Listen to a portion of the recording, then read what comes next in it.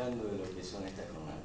Primero, un agradecimiento del Instituto Planeta Verde a la Facultad Católica de Santa Fe, en su delegación de acá de Posada, en la persona de su decana. Un agradecimiento también muy importante a toda la gente que ha trabajado en la universidad para que esto se haga posible, y fundamentalmente en la persona de Nancy Toñola, que es un alma mater para nosotros también en toda la organización que tiene este evento. Como este es un año de declaraciones, todos salen del placar, ¿vieron? Todos declaran amores y cariño. También me parece a mí que es bueno que también lo hagamos nosotros, y particularmente porque las tres personas que van a ocupar hoy la cátedra en el cierre de esta jornada son personas muy queridas para nosotros.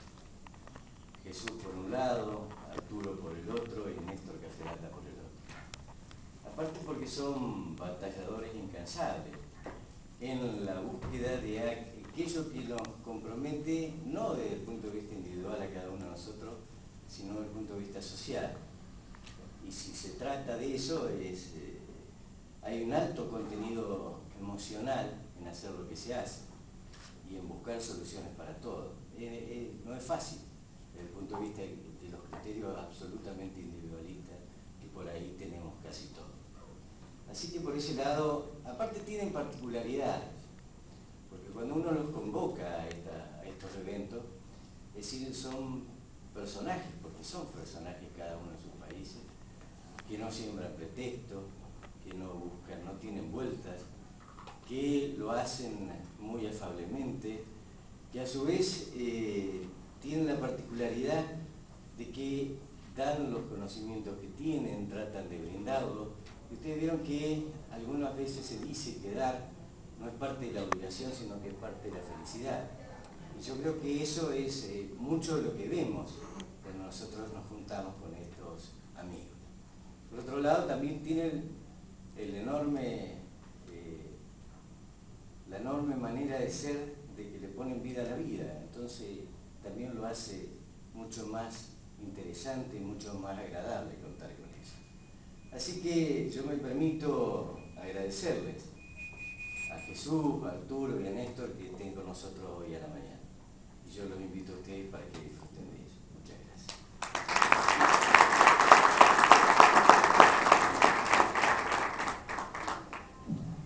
Bueno, antes de que el doctor comience a disertar, yo les voy a comentar brevemente su currículum. José de Jesús Naveja Macías es licenciado en Derecho por Facultad de Derecho de la Universidad de Guadalajara. Tiene un posgrado en Derecho Constitucional y en Juicio de Amparo por la Universidad de Guadalajara. Profesor de posgrado en diversas universidades de México, conferencista en diversas instituciones y universidades de México, colaborador en diversas revistas nacionales e internacionales. Es profesor del Centro de Desarrollo en Derecho, coordinador nacional de las Academias de Derecho de la Confederación de Colegios y Asociaciones de Abogados de México, afiliada a la Federación Interamericana de Abogados, presidente de la Academia Nacional de Derecho Constitucional de la Confederación de Colegios y Asociaciones de Abogados de México, afiliada a la Federación Interamericana de Abogados. Presea al mérito académico otorgada por la Universidad Nacional Autónoma de México y el Consejo Mexicano de la Excelencia Académica. Muchas gracias. Y luego de inicio me dice Mesías, ¿no? Con esa presentación ya. Bueno, primero agradecer esta invitación. Es muy importante acudir con los amigos, acudir con los académicos, acudir con la gente que pretende que las cosas cambien. Los que pensamos que el derecho no crea las realidades, pero bien las regula. Agradecer a la Universidad Católica de Santa Fe, a la decano, a Zuli Legano, muchísimas gracias por la invitación. Estar en un lugar tan paradisíaco como este, que implica que difícilmente me sostenga a las 10 de la mañana del cansancio tan paradójicamente hermoso que tengo, es algo que, como dicen, no tiene precio. También los parámetros aquí son imposibles. a reencontrarme con grandes amigos, en el caso de Edgardo Sauz, y agradecer en particular a alguien, a un directo amigo, Enrique Müller, un hermano verdaderamente. Yo creo que lo mínimo que podemos hacer es agradecer. Estar en un país tan importante, en general a nivel mundial respetado, en el caso de nosotros tan amado como lo es Argentina, yo creo que un mejor marco no se puede tener. Tener un distractor tan importante como mi amigo Arturo, como que no me deja casi levantarme en este momento y que me cuesta tanto trabajo hablar, y que el 80% del foro no lo tengo aquí, culpa tuya, amigo, eso te lo debo. Fíjense que hablar del amparo ambiental en México es un tema sumamente interesante, desgastante y verdaderamente es un problema muy poco tocado, quiero decírselos con toda la tristeza. Yo creo que vamos a dividir un poco lo que es el análisis del amparo ambiental, el amparo colectivo en mi país, pero quiero iniciar un poquito con que conozcan cómo surge, cómo se estructura, cuál es la rectoría del juicio de amparo, para que ustedes vean cómo esta transición nos ha costado tanto trabajo en desprecio de derechos fundamentales de tal naturaleza.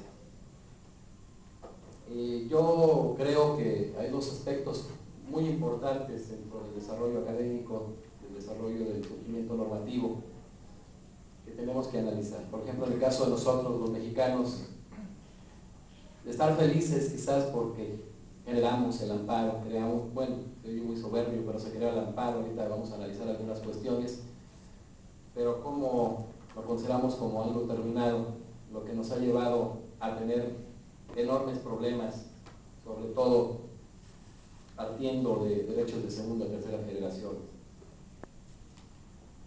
En nuestro país, en México, los procesos y los procedimientos constitucionales son sumamente vastos.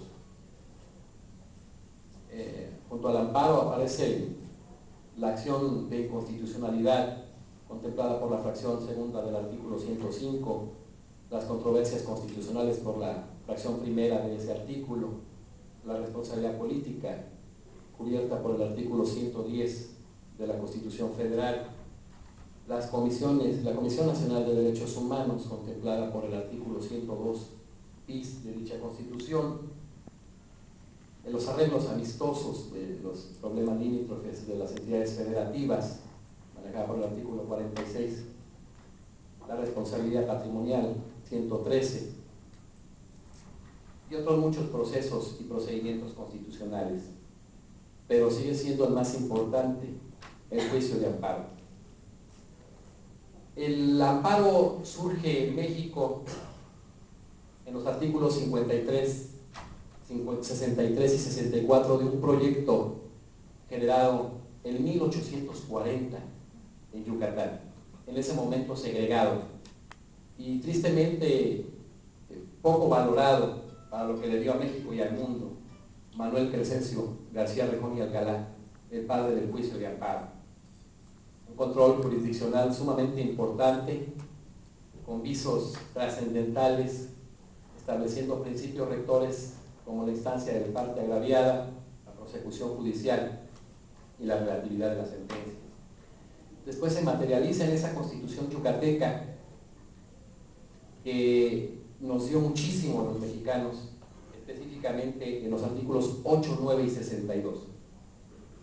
Viene un proceso de federalización cuando se reintegra, en el caso concreto Yucatán, a México en 1847, y hay aportes del mismo Rejón, agregándose una figura que para nosotros en México es emblemática, que es el caso de Mariano Otero, orgullosamente de Jalisco.